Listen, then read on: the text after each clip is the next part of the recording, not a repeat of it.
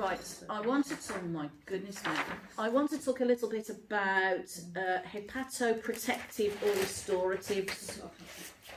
What was that, sorry? Hepatoprotectives or restoratives, protection and restorative, however you want to say it. So you're looking at tonics used to protect the liver from toxic stress or toxins and stress. So it's like a tropho-restorative, yeah, it's a restoration of tissue. Tonics used to what, sorry? So tonics used to protect the liver from toxins or stress. And tropho-restoratives, so that means the restoration of tissue. So you're protecting and you're restoring.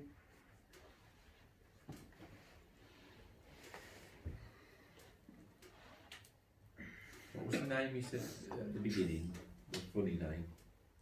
Hepato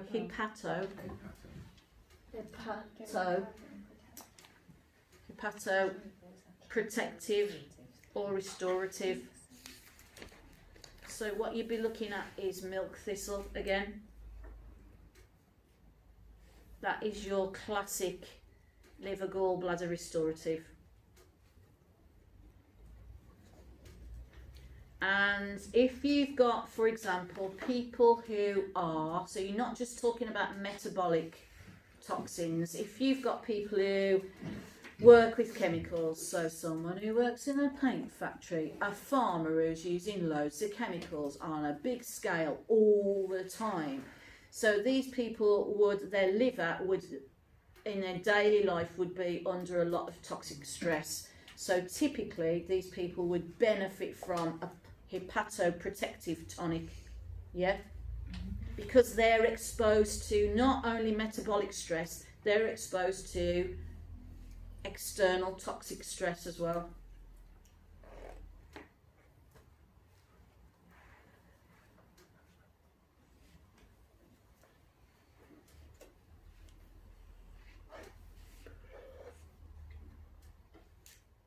So could you use this, like, see if you had somebody who was basically like an alcoholic, so they've got a lot of alcohol, toxic stuff, and they were like, as long as they've got a desire to come off it, would you be sort of going down this route? Well, yeah, but you'd want to have a full consultation with your clients, and the first thing you want to do with anyone who's on anything like that is prescribe an enormous dose of niacin. I love that book. You want to prescribe a massive dose of niacin first and foremost, because niacin is proved to treat alcoholism, so you want to do that first. And so you can't start thinking, there's no point, healing group, there's no point you're going to start doing a restorative and a protective if said person's going down pub every night. Yeah, so if they've made the change in their head, you want to be supportive nutritionally before you become supportive in a plant way. It's yeah. also important that you just come off it like a whole time. Very fast. Where was you? Back. Right. Okay. So, let's talk about some therapeutics. Okay, so we're going to move on to some hepatobiliary therapeutics. I want to talk about toxic liver and bad blood syndrome. We mentioned it at the start. So this is the most common pattern, and it's not really addressed by doctors, as such, but it's pretty common in Western culture due to our overly processed diet. Common symptoms of bad blood syndrome are indigestion, headaches, constipation. We've said all this, but I was going to say, did we not say this? yeah, we said it earlier. I want to cover it again. So hypersensitivity. Now, I want to go into this. This is a hypersensitivity such as allergies and intolerances. Now, I want you to think about this a little bit, because let's say that your body has let's say that your body has the potential to take, let's put things in points, okay? So let's say it has the potential to cope with 100 points of allergic load, for want of a better description. So under 100, you don't have any reactions to anything, yeah? But come spring, or whatever time, you become over that baseline 100, yeah? So you become over the baseline of the allergic load, and then the scales tip. So then you have a reaction. So I want you to look at allergy differently, because when you start looking at bad blood, it's typically someone who's got tons of allergies, like me. Yeah, because it's the body like, no, dealing with all this. No, look at my desk, I'm dealing with all that. Don't you be bringing me hay fever. Don't you be bringing me trees and saps, and don't you be bringing me garlic and whatever else. It's too much. It's above your allergy load. Yeah, that's something that does. It's a common symptom of bad blood is someone who's got loads of allergies. Yeah, hypersensitivity. So again, what about someone that's born with it? Sorry. I don't know. Like Luca I has can't got think- every I know. allergy under the sun, and I'm not allergic to anything, and I did I know. nothing any different. I know. So we did two of us. I can't because all these what about. You're going to have to bring the person in, and you're going to have to sit them there, and I'm going to have to actually go through a proper consultation with said person. I can't just pull these magical answers from out my butt. Do you know what I mean? I can only go I through just it. was asking, like, why? I know, but what about an alcoholic? What about this? What about that? I can't do it. Especially child. It's you'd have to literally pick it apart. You got to go through it and pick it apart. There'll be other things. Have you always been? There'll be other things. For example, is there anything else that we've talked about through digestion and liver that presents itself? Anything else, or is it literally just he's perfectly fit and healthy? Apart from he's got 10,000 allergies. Do you know what I mean? You've got to pick it apart. It's each case is specific. So common symptoms, still going through bad blood. You're looking at depression, irritability. You're looking at chronic skin conditions, hormone imbalances, high stress, fatigue in the morning, hemorrhoids, joint pain. I want to just touch on joint pain a little bit more. So the liver backs up, so the metabolic waste products back up, they lodge in the joints, and then the immune system attacks because it brings up a immunoresponse.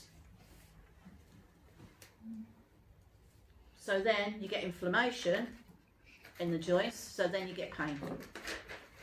And actually what you're actually looking at is bad blood syndrome.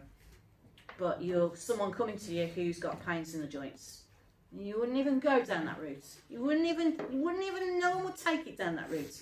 So it's something else that presents itself, this joint pain.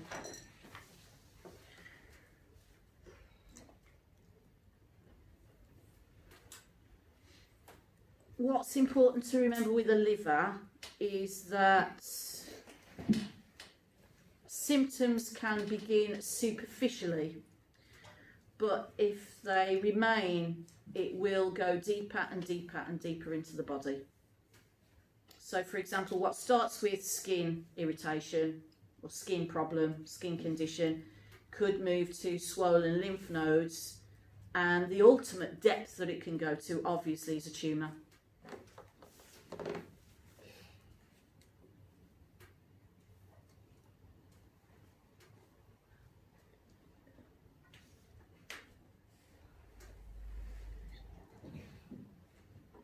And we've talked about this before, but there's a universal acceptance of toxicity, and this is just a normal waste metabolism, the waste from our metabolism. It's not anything that's a toxic chemical waste or anything like that. So this obsession that we've got in the Western world with detox and cleanse and removal It does not allow for rejuvenation. I think we started off the course by saying there's no allowance for rejuvenation. We're just obsessed with detox. So with this obsession, we see the stagnation at a cellular level, or the inability to process waste. So again, we're looking at this traffic jam that goes back from a cellular level. And again, that's all, everything to do with that is bad, this bad blood, this toxic traffic jam, if you like.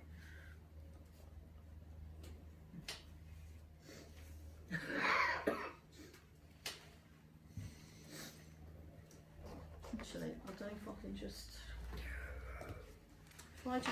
if I just draw that. So let's say that you've got, let's say you've got the fire of the liver. So let's say the over fire of the liver is going up. Yeah. You've got toxic stagnation, which then backs up and causes a skin. So let's say this is the skin. So you've got skin condition. Yeah. Because all that toxicity is rising and it's backing up. Next stop is, let's say we use something on that skin condition and we suppress it. So it's going back in and it'll go to lymph nodes. And then let's say we've like used, I don't know, a steroid cream or whatever we've used on that. And then let's say that from the lymph node, we're suppressing even further and we're going back down and right into the core. This is how the suppression works. It just goes deeper and deeper and deeper. So it can start, it's really important with liver conditions. If you're presented with skin conditions, it's really important for you to look at the liver. Whereas my old herbalist was, she was, yeah, she didn't very often do that. She put a GP head on and it was just like, I'll give you this calendula cream. And it's like, well, maybe we should look at the liver there, shall we? But anyway. Okay. So toxic liver, when we talked about bad blood, toxic liver is not just the liver, it's the whole system. So it's going to be the gallbladder, it's going to be the colon, it's going to be everything that the liver interacts with.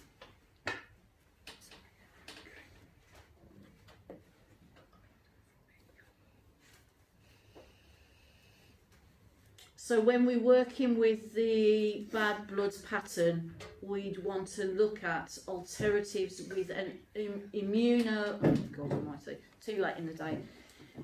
Immunological effect, because we've got so much backed up toxicity, so we want to look at stuff with an immunological effect. So immunological alternatives. So you might have someone present themselves who's got chronic infections, one infection after another, or prolonged infection, yeah, for infection you just can't get rid of. Now, obviously, you think alternative and you think immunological alternative, the first thing you start to think about is echinacea. And it's always seen as an immunological stimulant. However, the way that we use it now is very suppressive in our modern lives, and it's just a classic way that you can still use plants in an allopathic way. Because what we do is we push ourselves too much, and then we start to feel a bit shit and we can't have any time off, so we load dose with the echinacea. Yeah, that's me. And we do that to fight off infection because I can't have a day off, I've got to be okay for Sunday, and blah, blah, blah. And that's how we live. But what we're not doing is our system is becoming weakened and depleted. So although you're giving your immune system a stimulant, you're not actually addressing the weakened, depleted state because you're just doing too much. And then we just carry on. So we just keep load dosing, and then we just carry on with our lifestyle. We don't actually look at, okay, maybe we just need to take a break, or maybe we just need to not do that this week. So we don't really address it, and hands up if anyone does that apart from me, because yeah, it's like it's a classic thing that we do. But if we remember that constant illness and infection is a sign of a depleted vitality, so we should listen to that, and yeah, I should listen to that. So you're pushing your body, basically you're pushing your body too hard. So for someone who is always sick, who comes to you who's always sick, you'd want to use a deep immune restorative, but you'd want to use it when they're well. So if someone comes to you who's, Bailey, can I use you? Yeah. So let's say Bailey comes in, she's always got an infection, she catches infection really, really easily. So not while Bailey's sick, I want to first of all address the respiratory condition she's got, or the urinary tract condition she's got. Then when she's feeling better, we'd want to go in there and say, okay, so you're obviously very depleted because we've just treated you for A, B, C and D infections, and you had it before as well. So let's now go in with an immunorestorative, because the minute she's feeling better, we want to hit that immune system, and we want to build that immune system up. Traditionally, I think I've spoken about this before, echinacea was used as a blood mover, was not used as a immunostimulant.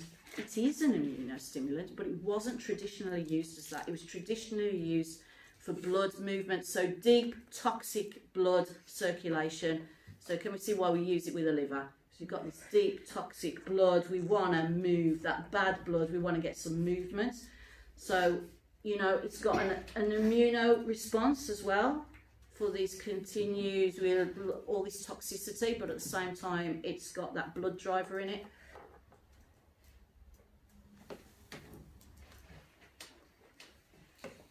And another way to look at that is, if you've got someone who comes to you who's got a constantly depleted system, you want to keep stimulating it. You don't want to keep stimulating it, really, do you? You know, you want to find out why the system is completely depleted all the time. You don't want to just keep giving them a hit and keep, you know, we want to find out what's at the root of it. Echinacea is also good for lymph congestion as well. So what we shouldn't do is use it to enable a toxic lifestyle. I think that's the main thing. That's the main point to take from that, is don't use it. If someone's coming to you who's got an insane lifestyle, don't support that lifestyle, but with, you know, try and get it across to the client that you really need to make some changes in the lifestyle, really. I feel like a lot of people can't change the lifestyle. Well, no, but they come with that attitude of just give me something. Because of the way we're brought, it's what we're born into. And it's really difficult to kind of go, but you need. I know. We need to stop all of these things. Yeah. No, just fix it. Because that's kind of what the doctors have taught us as well. Oh, this hurts, I've got this. Oh, well, you've got that, so take all these pills for however long. Yeah. Let's face it, we taught it from when we're born. From when we're kids, we're taught that you appear forever ill. You know, you just blah, blah, blah. You know. It's worse than that, because I want to say he's dead, Jim. Then it's worse than that, because when you're talking to people at work, 9 out of 10 people at work will try and be a hero to an illness, and then it makes everybody else feel pressured into carrying on when they don't feel well. I see that a lot. It's really difficult. I don't know the answer to it, and like we were talking about at lunch, it's so difficult to get people to listen. Because even when they make the change and make the decision to come to you and sit in front of you, it's like you're thinking, right, okay, I can see what's going on here, and you're actually suggesting things. And the first obstacle is, well, that's not instant. It's like, well, no, it's not going to be. I'm sorry, it's not going to be instant. Oh, well, I can't have that. And it's just like, okay, well, we need to do some work. This is work upon yourself. It's about respecting yourself, really. Yeah, isn't it is. And it's like, oh no, I can't do that. And you just think, right, okay. And taking responsibility. It's so difficult. for It's. yourself. I'm not saying it's not difficult. It is. I am at the most frustrated point in my career at the moment. I really am, because I've got so many one-to-one clients at the minute, and maybe 2 of them are listening, and the rest of them are not. Just not. It's just like, Some of us listened. I don't know I don't know what to say, Shell. But You get to the point where you say to them, I'll get to the "I've point done where all I'll put a can." rant on Facebook and go, no new clients. You've done I that saw that. recently, haven't you? Yeah, no, don't speak to me, What don't do you come ever to me. say? I don't care, I don't want your money. But you don't want to treat them anymore because it's not, you know. Yeah, I do. I actually think had it's a that. waste of your I had a time. client You can like Yeah, treat it's a somebody waste else. of of universal light energy. And you Yeah, can you treat can somebody put else it in a ill or nice something. big rounded, because it is. It's a waste of. It is. It's a waste. I find it You won't depletes listen, it's a you waste. as the practitioner as well, because I actually did that with a client, like broke up with him. Referred him to someone, because he just wouldn't. I saw him every week. He didn't listen to anything I said, Yeah. and I just thought I can't keep. No, because it's not just Becomes as toxic. it's toxic. Yeah, And it's then the they toxic rely on leakage. you, and you're like, I don't want you to Yeah. rely on You're you. I then want all you of a to sudden their sort your crutch shit out. Yeah. to get them through. Yeah, it is, and yet it just continues and continues. It is something. We'll go through it more with. But it is a journey. Like some people are. I'm going to speak for myself. Like I came to you desperate because and then I still had a good few years of what a load of crap. Go back there. No, this ain't working. No, I've got to listen to what you said. And it took me a while. I mean, I've known you 7, 8 years now, and it's only been the last. I'm going to be really honest and say the last year that I've really sorted my shit out. Yeah, but don't you think that's because we moved here and we were too far away before? Yeah, probably. But in that Because we time, moved here and then you got stuck here all the but then in time. that time frame. So therefore, I could have more of an impact. You see, with my No. mallet on your head. No, but in that time frame, I had But to do a lot of Bishop's work. Castle, I used to see you once every 6 months, and then there was COVID. But I had to do a lot of work in that time frame You on did? myself to figure out the things that. Yeah, but that's it. Needed Though. You were willing to fixing. do the work. Where there's a lot of people in there who just turn around and say, "I'll say, don't do that, and don't do that." Oh, because I That's did going that, back to that, what- and that the other day. It's like, well, Mm. I don't know what to say then. I That's don't know going- what to say then. I'll just send some magic elves around, shall I? Going back to what. Sorry, I don't know. Michelle. Go back to what Michelle said. Like everyone wants it now. No, And if it doesn't work now, And no, then but what's the point? It's not just that they want it now. It's you start to say, right, this is happening because of this, and it's like they're going. Yeah, but that's because Oh, I'm sorry. Are you on a TikTok video? Because if you're not, I'll be like, it's way too complicated. practitioners on social media that are saying that it's instant. Do you know what I I mean? They're know. saying, come to us I for. can't. Don't talk to me about it. But that's Because- because a lot of the wellness industry has just become another selling. Yeah, It's yeah, very yeah. comfort. bad, hasn't it? Yeah. And it's like, And Yeah. it's all like come to It's all me. gone bad now. I'll- But they don't want to do all the nasty stuff where No. because everyone thinks, oh, it's going to be great, spiritual healing, blah, blah. Nobody wants to talk about all that nasty stuff in between that where you have to work on all the horrible No, stuff. 'cause And go, actually, no. Spiritual stuff is light and fluffy. There's no Yeah. darkness in it. Yeah, right. Okay. So moving on. Okay. So let's look at some alternatives with a nutrient effect. So kelp.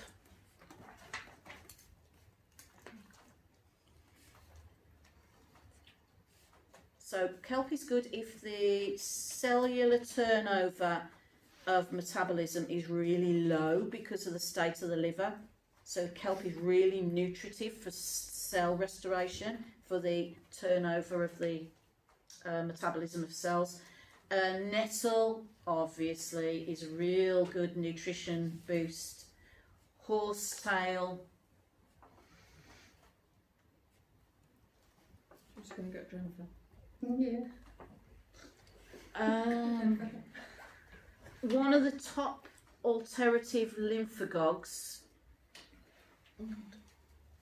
would be calendula and cleavers. Now we talked about that earlier. So calendula, so that's a really good pair.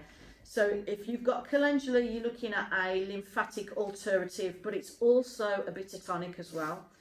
So if it's a bitter tonic, it's going to be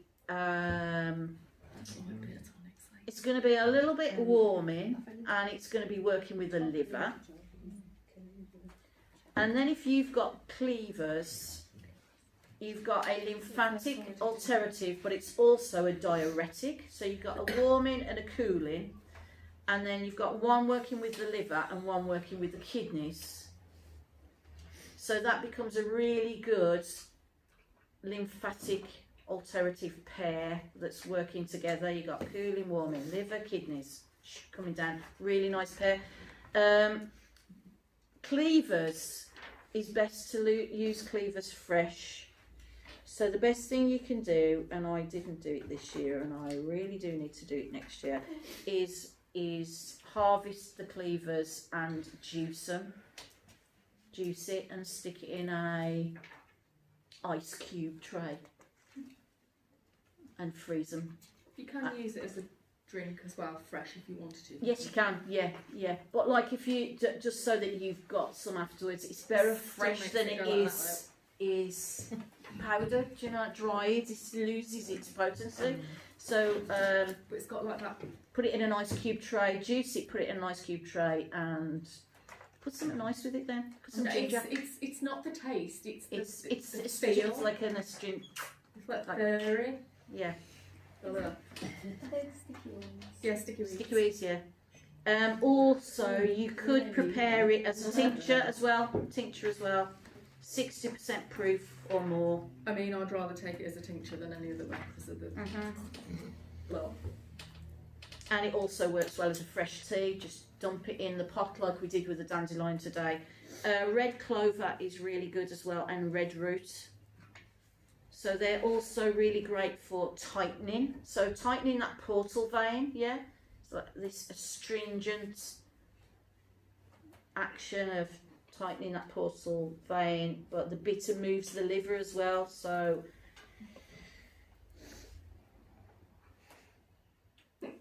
sorry. oh god, I don't like that. Oh, She turns the page and goes, oh god. oh god. right, okay.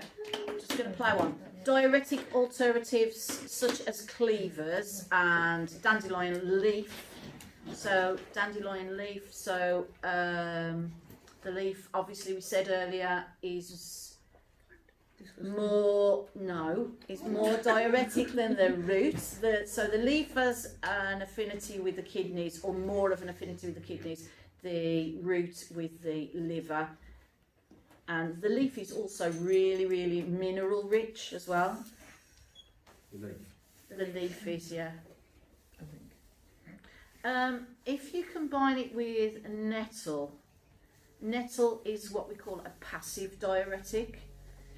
So it's a passive diuretic because it's the minerals in nettle that create an ionic exchange in the kidney, which causes what do you say, Bailey? It's the thingy of diuretic. How do you say it? Not diarrhea. No, not diarrhea in the kidneys. Bloody hell! That's what I said. It's not diarrhea. But my brain was sort of like Diuresis. Is that how you say it? It's the ionic exchange in the kidneys. Somebody tell me who's medical. Somebody medical who knows it. I don't know the medical. Yeah. Anyway, it causes this exchange in the. So it's a passive diuretic, what we think of as a passive diuretic. Leaf in a tea or a powder is good. Root, so dandelion leaf should be in a tea or a powder. Root is always in a decoction, is better. And another plant I really wanted to talk about briefly is juniper berry. So juniper berry is a Goes in gin. It's got so many properties and so many uses. Again, it's one of these. It works with circulation. It's a diuretic. It's an aromatic, so it's a carminative as well. Works with the liver. At the turn of the century, they did a big experiment on it where people started off taking dried juniper berries, and they started with one and ended up taking, I don't know, 30 a day or something like that, and it increased the vital force massively. This was the turn of the 20th century, so we're looking at over 100 years ago. However, it's an interesting study. You can find it online. So it's increased vitality through the gut, working outwards, working out. Juniper berry is hot, pungent, and it moves the blood. It's a blood mover, but it's so many more things. So many more things. It's it's what's called the broad spectrum. You know, stimulates the kidneys. The only thing with the kidneys, you wouldn't use it for too long, because it is quite a strong stimulant, and you would never, ever, ever, ever, ever use it with anyone who's got any type of heat or hot urinary tract infection or kidney failure. Yeah, no to juniper. So you know, like these like dandelions and the nettle and stuff. That's all right. That's fine. So that would be okay. That's okay. But the juniper berry is a whole no go for me. No, so no So go. just put I'm never use on Yeah. me in red. So this is At the end of today. this is a broad spectrum of treating bad blood. So that was all about bad blood. So what we need to remember is to evaluate the clients, like we was just saying, and what you're treating exactly. Yeah, remembering that the root of constipation, diarrhea, and basic stuff like that can still be at the liver. Yeah. I want to move on to jaundice just a little bit. So with jaundice, you would use cholagogues to get things moving.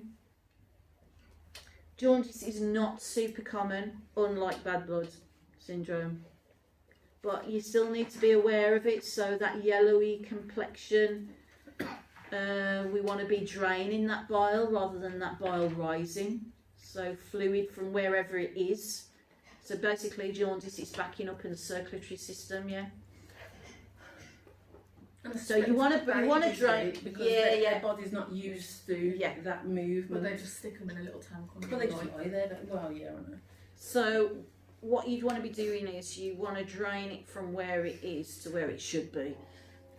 So if we think of this bile as being backed up and rising outwards, so it's outwards towards the skin, which gives that yellowy complexion, we'd want that downward movement to move it down and to drain.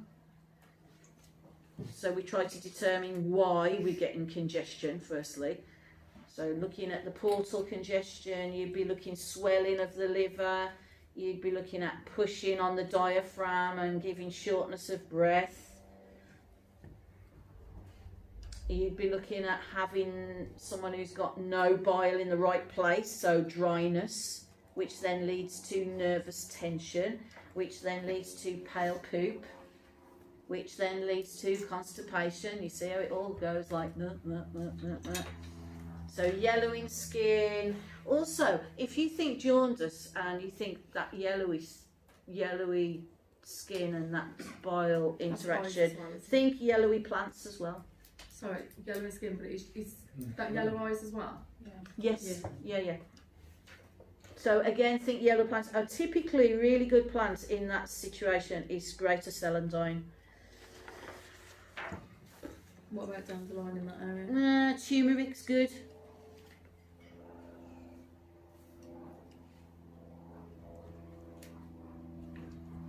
Something else I want you to think about is a huge part of how you work with plants is getting to know your plants, getting to know different plants. So how we went out and tasted plants, I know we just passed this bit of stuff around today and I'm going to pass some more around in a minute.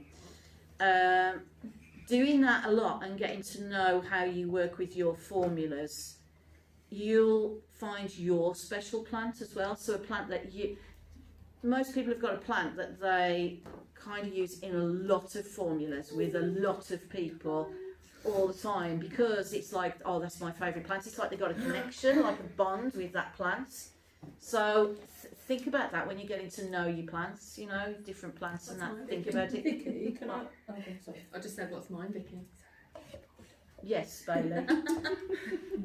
So, for instance, for me, Yeah. I really want to get out there and try different plants, but I am absolutely terrified of what I physically can and can't do. So you go with someone. I know. No, so that's what You I'm don't have to, like, you know what we're doing today with tinctures and stuff. Yeah. That's another way of, I'm gonna, Pam, do something so I don't have to move. So this is a chamomile tincture. So chamomile bitter tonic, yes, nice and kind and soothing. Sorry. So if everyone has a drop of chamomile without like licking the Do you thing, mean because of Please. the poisonous or in case it's one of please don't lick the thing. Is this tincture? Yeah. When you have a bit of the chamomile, I want you to actually feel about where it's going. What are you experiencing from it? Where's it going? It is like doing shots. That doesn't bode well. Where's it going? Bailey. So Bailey was trying to explain that she's concerned about what she can and Yeah, can't that's have. a I quite like that. We need properly need some evaluation with you. Well, you're going to do what? Okay. Really nice. That's fine. It's just I'm aware that I haven't been trying enough. Don't. Terrified of No, be terrified at the moment. Just don't do anything. Just a minute. Technically, correct me if I'm wrong, technically there is nothing that should cause any damage to that. Do you know what? We'll do the kidney sex. Just don't fire. We'll do the kidney sex. Was that a, No, at first it was like a and then it was like, let's have this one first. Because I like that so one. it may put me off the other one. Sorry, that was a slight overreaction. I did. Do you know what? Your answer to that, Bailey, as well. You can just sit with plants as well, and I know that sounds really fluffy, but like feel the texture or smell them and stuff like that. yeah. Yeah, okay, so Yeah. I can do that. Yeah. Just Yeah, and you can do something like pick a little bit of thyme and pop it in like you dropped that today. yeah. Pick a little bit of thyme, stick it in some Because boiling one water, little bit of and just leaf have a is little not bit. gonna- No, it's not. Things like thyme, a little bit of. I know it's What's up with that? Oh, no, it's very Did you not like it? for a long time. And then Yeah, it was just the fact that obviously, you know, the whole point is that we're supposed to be trying to get a hand to win. So while we all go around drinking chamomile, we're actually okay. Everyone, listen. We've actually gone over time, so we've not finished. We've nowhere near. Surprise, We've surprise. nowhere near finished. How many pages are there? Oh, do you know what? We're so close. Do you think we could do another 20 minutes, or do we all have to go? We have to go. Okay. Does anyone who wants to go? And I'm going to carry on talking to the camera. Yeah. Okay. Yeah. And then you can, so you'll all have a little bit of something extra to watch when it goes onto the thing, rather than us carry on next time. Yeah? Yeah, but we Yeah. can stay if we want to stay. Well, whoever wants to stay, stay. Whoever's got to go, that's fine. Okay? where's this one come from? You find Steve? I did that one. Is that why everyone's screwing their face? No. Pam's reaction was like, Oh, really? Oh, okay. Right, so 12 months to realise. I'm going to carry on then. Everyone's listening? Yeah. So I want to move on to gallstones. I prefer that one. You don't like the hops? No. Okay. Where's the hops? Hops, fantastic relaxant. for the nervous system. Fantastic relaxant for the nervous system. Right, so gallstones. We've already talked about gallstones being really, really difficult to treat. Yeah? Right, okay. So let's just keep it quiet because otherwise we'll have a Johnny freak out and he's going to be sending all the tape over for someone else to edit.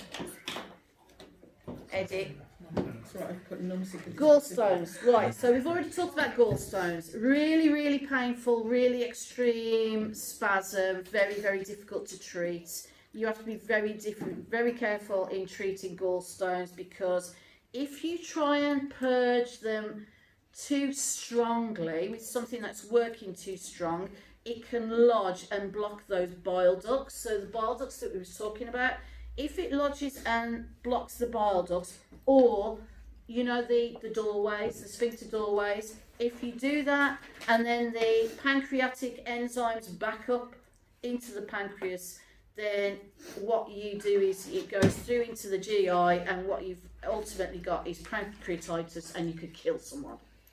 Yeah, that is that big a deal.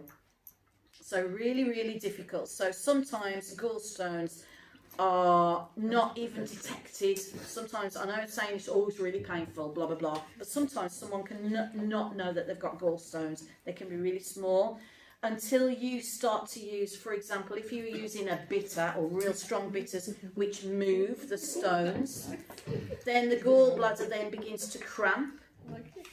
And what you eventually would do then is you want to send your client to somebody like an ultrasound because, but don't get me wrong, it's not going to be a little bit. This is going to be number 10 cramping on the pain scale, you know. It's not going to be like, oh, I've got a little bit of tummy ache. It's not a little bit of tummy ache, you know. Whereabouts would that cramping be? Lower down or? Okay. They often take gas and air in the ambulance on the way to Is that like on the front? So what side are we talking, right or left? So it'll be here, it's here. On the right? Yeah. Yeah. Oh, Exactly like where that. he's there. There's your gallbladder there. Yes. Okay. See, wait, my mum keeps on saying that she's got a pain here, but it like started originally there, but now it's right here, and it's a proper one where she goes. Okay. As opposed, And so at first I it goes thought- up there as opposed to like. Because I was going like have you broke a rib or something, because you know when somebody breathes like that, but she was proper. So there may be several tissue states that cause stones. So gallstones caused by, again, heat excitation. Yeah. So there's too much heat cooking the bile into a point that it becomes just hard. Yeah. Damp stagnation, so bile sits there way too long and then we're not able to expel it, so therefore it sits there and it just dries up and turns into a stone. Dry atrophy, so there's a lack of secretion, it's there too long, the minerals reduce down and again they form a stone. So primary ways to treat is with antispasmodic and coalagogues. So with that you're going to stimulate the bile secretion, and with the antispasmodic you're going to relax the muscles. But the best relaxant for the muscles is magnesium. So magnesium is the best antispasmodic.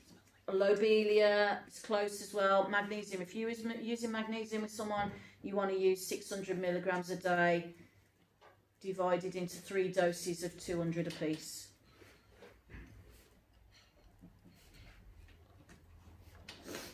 So the numbers again. 600 milligrams a day. This is if you're treating someone with gallstones, not just like, you know. So you'll be looking at someone who's presenting with gallstones with that much of a pain that you need to do that much relaxant. You're looking at working with a 600 milligram dose divided into 3 doses of 200. There are ways to agrimony is the coalagogue that you want to use, really. So really good to be using that for the to stimulate the bile secretions. There are ways to soften the stones, cherry juice being one of the main ones. But I'm going to say it again. You can help someone. Yeah, you can help someone with the pain by all means. But So like you they have were to booked be- in to see someone to have them removed, but they needed something temporary. Exactly. So what you're doing is you're using plants to support. Brilliant. Just don't attempt to plants tonight. I'm going to move your gallstones. Oh shit! I've killed you. You know, don't do it. So we can't put them out the back and just knock them out and like. No. Give them a little cook. Yeah. So there is. Right, has anyone heard anyone talk about I've just been doing a gallbladder flush? Has anyone heard anyone talk about that? Oh, you will. That needs You will. There's a holistic, right, okay, there's this thing called a gallbladder flush and everyone's into it at the moment. And Get off the internet. it's lemon and salts and oils and I can't remember, lemon balm and salts and all, I don't know, anyway. And they're saying, I passed like hundreds of stones this morning. They're not stones. Do you know, it's a reaction between the lemon and the salts and the oils. Somehow it hardens and you poo it out. So it's not actually, if you're passing gallstones, you would bloody know it. You would be so ill, so much pain. There's no way someone's just going and having a little gallstone flush and I poo out these gallstones and I'm so cleansed right now and it's full of shit. Oh, sorry, no, I couldn't say that. Where are you watching? When No, I see these people come to me. When I was in the hospital with the gallstones, there's a woman across the way in the bay, and she'd had a heart attack and heart surgery, and she said the gallstones were worse than having a heart attack. Yeah, it's reportedly the worst pain, yeah. The way to think of it is, most people think of gallstones as like a pebble, like a pretty little crystal that's just going to plop out of your bum, like that, you know, it's all smooth and nice, and I'm just going to like poo out some little angelic stones right here, because I'm like a little flower. I thought it comes Yeah. out the urine retract. That's kidney stones. And they That's the same kind of thing, yeah. Okay then. But it's not, if you think... She peed them out. If you think of a gallstone as being like a rough, you know, raw crystal, not tumble crystal, all that spiky, that's more like it. Do you have that moving around? Imagine the bile ducts trying to squeeze, and there's a stone trapped in the. Can you imagine that? Yeah, bad. Very bad. Not pleasant. Not good. No, she was taking the pee because of the people that were saying that they can do the gallbladder flush. So you can't get rid of them. You have to go and have them removed. You can't poo them out your bum. They can never come out. What if they're little teeny weeny tiny ones? I don't know. You can. Now I'm trying to figure out, like, it's You got to can. go from something, yeah? Yeah, but you can, and you can soften them as well. Cherry juice, for example. Yeah. However, it's so painful and it's so dangerous because if you move it and it gets lodged in one of these ducts around here or one of the doorways, the sphincters that we were talking about. It's still in the gallbladder. Yeah, it's painful Oh, because that's the gallbladder will contract to try and get rid of it. And if it tries to get, imagine a soft. Except you can't get it out. No. It's a soft tissue, smooth tissue muscle, smooth muscle tissue. It's too late. Oh, forget it. You know what I mean? It's smooth and it's got a squidge out of spiky crystal. Do you know what I mean? Oh, this is like. It's one of those things of you don't feel the terrible, pain I of it apologise. until they get to a certain size. So like I say, obviously Yes. they have a starting point of teeny tiny where they could Yeah. pass without There would pain. be signs though. There would be signs, yeah. That's what I'm Yeah, saying. well, there's signs, again, let's go back to bad blood, there's signs that a doctor won't pick up until you're in excruciating pain. Yeah? Yeah. Which is usually the way. But there's signs here, so you might have a rash, or a skin complaint, or a something else, or loads of infections. Your doctor's just going to treat the infections and give you some steroid cream for the rash and send you away. Yeah? So there would be all these signs before you get into excruciating pain. But the way the allopathic system works is we don't treat it until we suppress it until we get to the excruciating pain and then go, oh, right, yeah, ambulance. Or probably in my case of, like I say, of the infection in the skin, what's it go? Well, it's probably a lasting effect on the chemo. Yeah.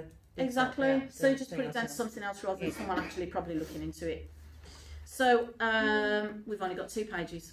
Come on, we can do this. So cholecystitis, right, is so an itis is an inflammation of the gallbladder. Yeah. This is an acute inflammation. So again, the pain is going to radiate through the shoulders and up into the head, and it's going to follow that meridian, right? You're going to be seeing poor digestion. You're going to be, that meridian goes from the sides of the head, shoulder, neck, sides of the ribs actually, knees, ankles, toe, to the 4th toe actually, that's where the meridian goes. And that meridian is typically very, very much prone to blocks. And that's another subject, but just lay it out there. So the symptoms are going to be heat in the right upper quadrant. Again, you put your hands over someone comes for who's displaying any symptoms and you suspect that. Put your hands over that area there, you're going to feel an enormous amount of heat. Everything, because basically what's happening there is everything is going to be hot and inflamed, everything. So you might see nausea, you'd want to use some anti-inflammatory modules. So basically, because they're cooling and oily and they have this affinity for the liver, you'd want to relax everything. At that point, you need to be relaxing everything because of this acute inflammation is going to make this pain be excruciating. So relax everything, cool everything down, soothe the pain. So you kind of want to look at things like yarrow and agrimony. Wild lettuce, again, really, really good for pain. Chamomile, so the chamomile tincture that's going around somewhere. Yeah. Like it or loathe it, that is really, really good. Ginger as well, peppermint obviously, turmeric obviously, it's inflammation, you just don't want it to make it too hot because you want to cool it down, so you're going to want to watch what you're doing there. Licorice as well, dandelion root as well. A really old traditional pair that used to be used was golden seal and lobelia, and I don't know if golden seal, I've said this before, I think golden seal might be protected, I don't know, I can't remember. But that was a real traditional old folk thing to use golden seal and lobelia. So you're looking at gentle bitters to be working with there. Now, has anyone ever heard of biliousness? Or yeah. I said it the other day. Oh, yeah, good. Somebody told me it was I say that to people and they just look at me as I'm on Mars or something. Bilious attack, a bilious attack, yeah. So a bilious attack or biliousness is basically bile indigestion.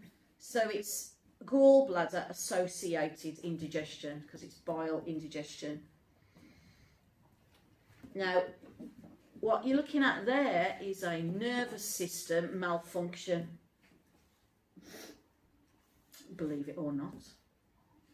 Because basically, when food hits the stomach, there's a neural signal for the gallbladder to secrete.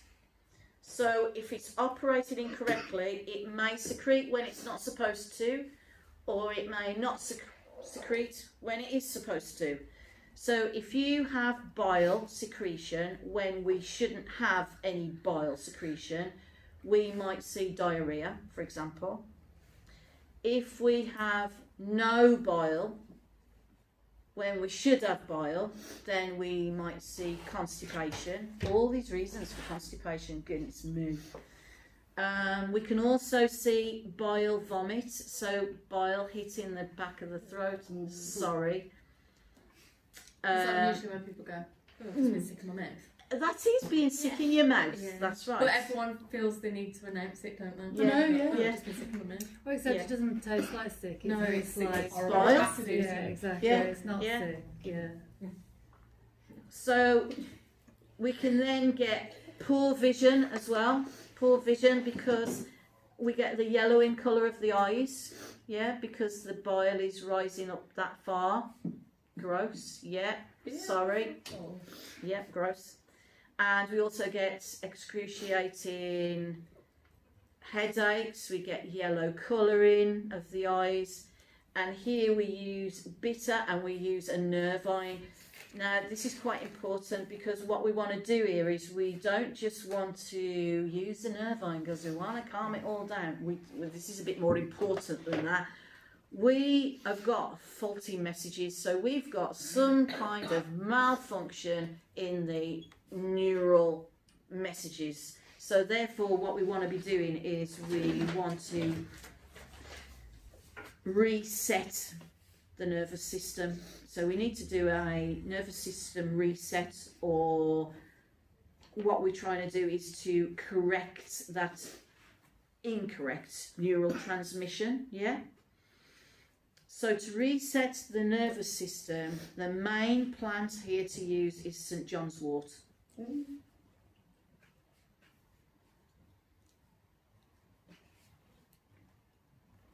Wood betony is good with it as well.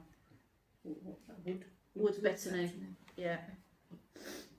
Bone set is a relaxing bitter.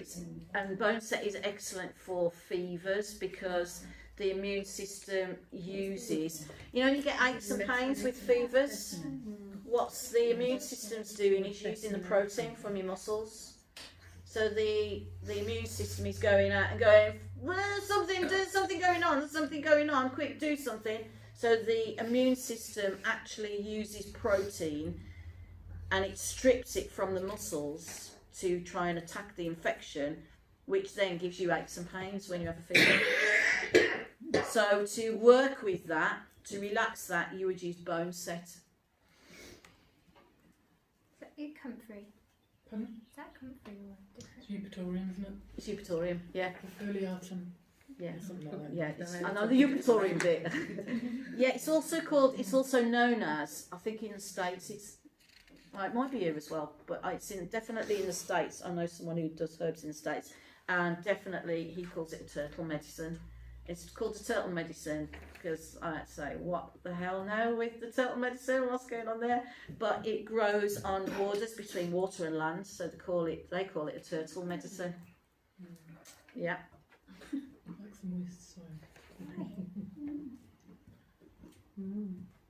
So you're going to see tension around the organs, and you want to use an antispasmodics, and again you're looking at lobelia.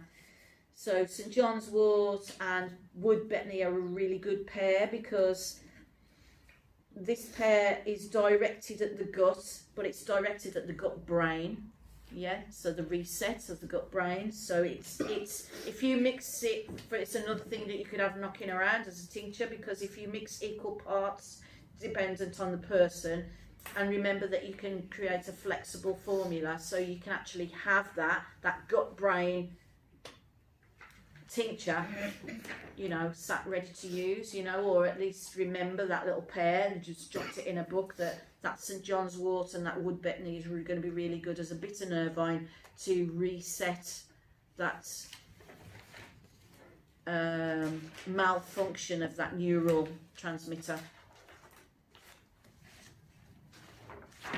Oh, do you know what, I say that, but at the bottom there it goes, Vic, please go back to page 68. So a classic formula to use as a tropho-restorative when someone has a complex burnout. So if you're looking at someone, going off on a tangent slightly here, if you're looking at the nervous system and someone who's really got total burnout, complete burnout, not someone who comes who's a little bit run down right now, no, someone who's completely burnt out. Classic is milky oats and skullcap as a pair, and then St. John's wort and wood betony as a pair. You do have to watch John's Wood though, because it interacts with quite a lot of medications, doesn't You it? do have to watch St John's Wort. One of the ones it interacts with, interestingly, is omeprazole, and omeprazole is used to treat most of the. Yeah, but Matt, most of the things. you know, if your client's coming to you and you've done your client intake and they do they take omeprazole and they've got loads of side effects from omeprazole, because omeprazole side effects are horrific, right? And then you've got all those things there that you need to treat them for. Then you would, by the time you've got to this kind of thing, you're a restorative. You want that client off omeprazole. Yeah, no. You don't want that client on omeprazole anymore, otherwise you've failed. And nasty. A complete burnout would be something like what, MS or No, burnout is a like burnout completely is shut down everything. shut down everything. Yeah, but we'll do that. I just mentioned it because I was talking about nerve lines. We'll do that in the nerve. We'll do that one. Last thing to mention really is hepatitis and cirrhosis. So basically what you're looking at is an elevated enzymes and inflammation in the liver, ultimately, which ends in tissue death and deterioration, and it can kill you. Always good to finish on a happy note. tissue death and what, sorry? Deterioration, and it can kill. So mainly hepatitis, mainly induced by a virus. So you can have a viral induced hepatitis, or you can have alcohol induced hepatitis. But as we said earlier, the liver is is the only organ that can fully regenerate. So the liver is so complex, it's quite fascinating really.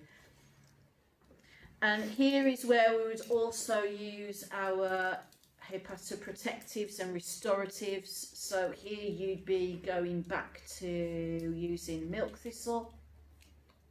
So you'd be providing a real deep nourishment, because the antioxidant protection and strengthening rejuvenation of milk thistle, it's not, you don't think of it, as a lot of people talk about milk thistle on the internet like it's purging. It's like, I don't really know where that comes from, but anyway.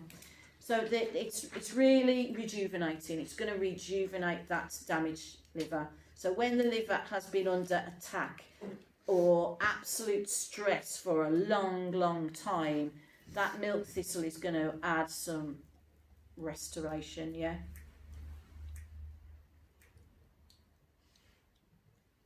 Is milk thistle one of those ones of you don't have to think too much of it interacting with other medications, of it's quite, say, safe with other stuff, but or it can be. Potentially, but there's so many weird and wonderful medications now, it's hard to answer that really without actually looking into it. And you want to look into your client's medication and what your client's presenting with, you know, and just lay it all out on a big table and go, oh, okay, where am I going with this? And would it be best to try and get them off you what do you know you can safely? Yes, always, but the word there is safely, you know. Well, this is the thing, like, I'll just quickly go into it. Obviously, we had a discussion about all my medication and I was on quite a lot. And now, I went on to all my information to my consultant, went through everything, and now I'm only on 4. And 2 of them are vitamins, so they don't count. No, they don't. So you're on 2 really. 2. Excellent work, Bailey. Excellent work. Dandelion root as well is a main plant for hepatitis because of its nutrient qualities. Also, artichoke. I don't think I've mentioned artichoke. Is a really good bitter tonic. They are a bitter tonic, did you say? Bitter tonic. Artichokes are a bitter tonic. This is the root. Yeah. So these are our major complaints of the liver and gallbladder. It should also be said that B vitamins are critical for the liver. Good oils are critical for the liver. So good oils, by good oils you mean cold pressed olive oil, organic coconut oil, fish oils maybe, hemp oils.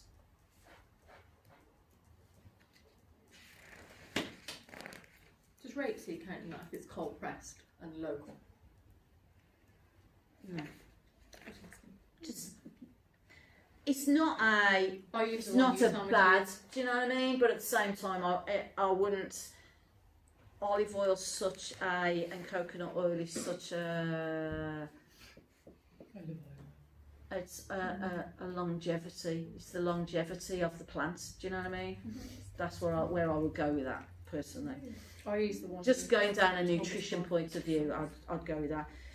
So when we're talking about oil, if we remember that every cell in the body is fat and the cellular membrane is fat and oil, it is vital for its ability to get nutrients and to expel waste and to communicate well with the rest of the cells and the rest of the body. It's absolutely vital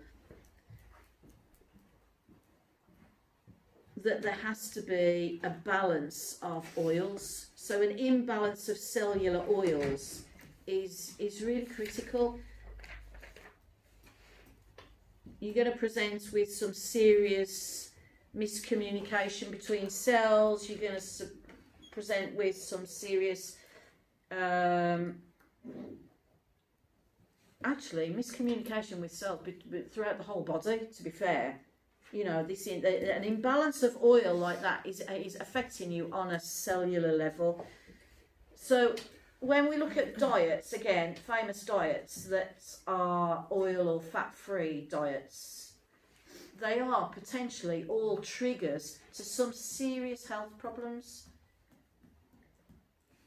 which we then treat with some drugs, which is just like, Which keeps everyone else in it's business. just like, oh God, it's so frustrating. Look at me. Back to page 68. I'll just see what's on page 68. There was notes on the top of the page that you said you were going to come back to. I don't know if you Don't did. tell me things like that. Right, on page 68, I want to give you maybe a good alternative formula, a detox alternative formula. Is kind of like a burdock. Wait. Right, I'll do it on the board. Ow, ow, ow, ow, ow, ow. Alternative. No, I need a new thing. I keep spelling it wrong probably, but Right, I'll write it up. Detox alternative. Formula.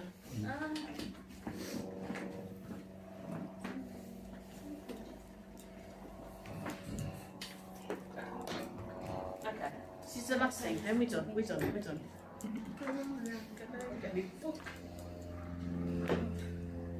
Okay, so this is yeah, nicer doses like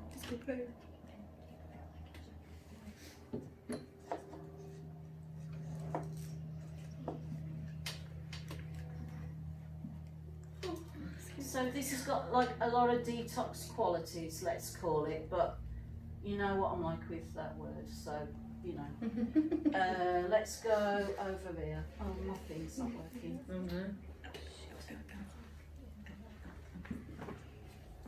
Sorry. yeah. Is it not working because it's still wet? Or just not working because... It's a bit of a crap board, to be honest. I can't be bothered to take that one apart. So let's. Nope. It's coming back. Burdock. Top of the list, burdock. No, wrong page. Burdock. So let's say you was doing a triplet of burdock, red root, not boot, red root, and let's say yellow dock as well.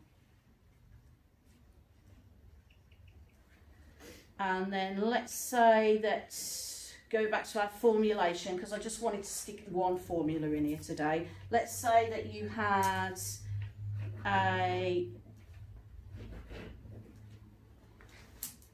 so that is your lead triplet. Sorry.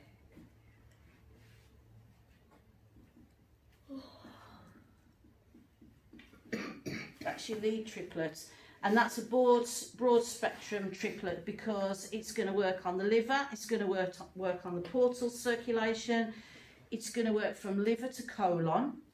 It's going to work from liver to spleen. It's going to work on the lymph. It's going to work on the kidneys or decongest the kidneys. It's all going to work on the liver in different ways as well. You see all the different ways that that's going to work. And then let's support it in moving the lymph and moisten it with a support of, so there's a support of red clover.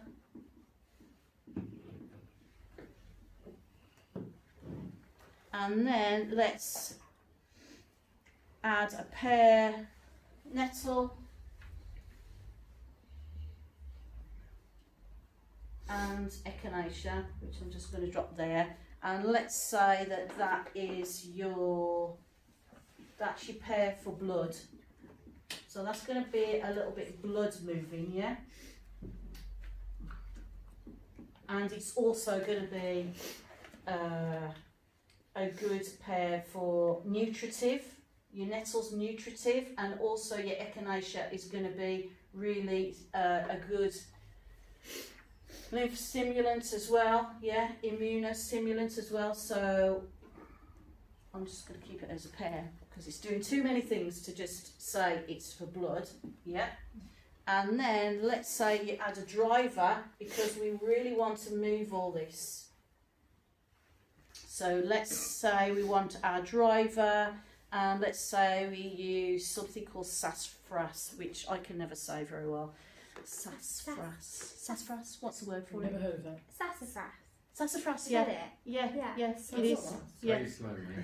Sassafras. It's sassafras, but I always get tongue tied with that. No, we say it the way we say it. Sassafras. Yeah, it's better if you say it. Yeah. So we can read it. S-A-S-S-A-F-R-A-S, I think. Sassafras. S. S-A-S-S-A-F-R-A-S, I think. Sassafras. And let's say you use that as a circulatory stimulant, so that's your driver. Sorry, is that an F or a P? Sorry, that's an F. Sassafras. So it's a circulatory Driver. So that's going to be your driver. So you've got support over there. You've got a lead triplet. You've got a pear that's really nutritive. Yeah. Yeah, and then you've also got your driver as well. And that would be a really good alternative formula that's going to work broad spectrum across the liver and stuff. And again, it's all to do with your clients. But you see how that could be a really flexible formula as well, because you could, you know, if you've got a lot of infection or you really need to move the blood more, you could up this and make that your lead pair. So your pair could then be at the top. You know, you could put your burdock in with that pair and make that a triplet, and then move these two down so they're less. So you could literally alter that around, doing flexible formulation, so that it's really connecting on so many levels.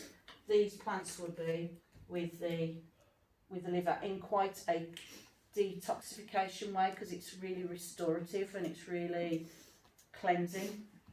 So you modulate it to change. For example, if you wanted more of a lymphatic boost, you could add cleavers. So you'd swap something out and put cleavers in, and then you've got more of a lymphatic boost. You could change your quantities, you could change your positions. Everything's got to be based on your client and the tissue state and what you're actually dealing with.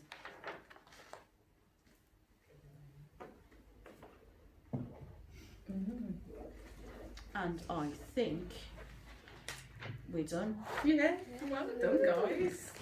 We're I done. don't know. We're done. We did one class. We went over time. Yeah. Still did it. Did it? This is good. Well, do you know what? That is really simplified, and it's really intense.